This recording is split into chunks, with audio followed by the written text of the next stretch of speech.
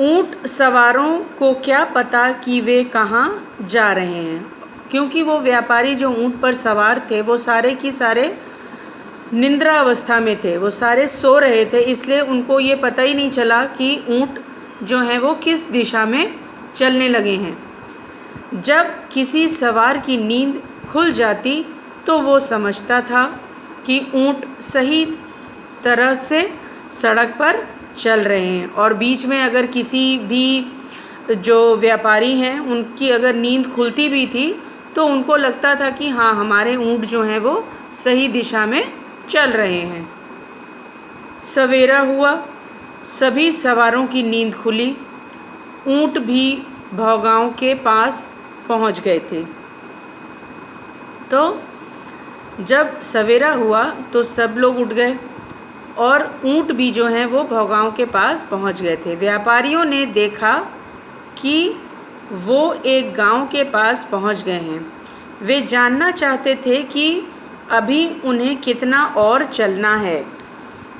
तो जब उन लोगों की नींद खुली तो उनको लगा कि वो किसी गांव के पास पहुंच गए हैं। अब वो लोग ये जानना चाह रहे थे कि आखिर वो गांव कौन सा है जहां पर वो पहुंच चुके हैं और अभी उनको और कितना चलना बाकी है।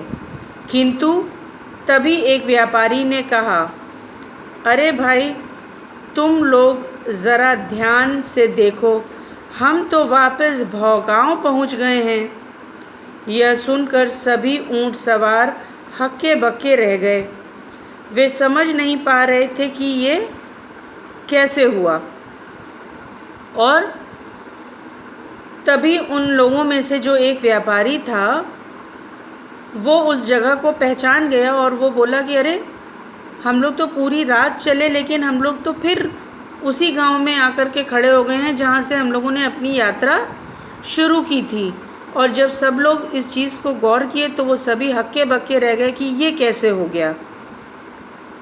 ठीक है, तो इस कहानी की जो लेखिका हैं उनका नाम है पूर्णिमा शर्मा। आपका होमवर्क है चिल्ड्रन, ये बहुवैकल्पिक प्रश्न ख वाला और ग वाला सही और गलत का निशान लगाना पृष्ठ संख्या 46 पर। ठीक है, ये आप किताब में ही करेंगे।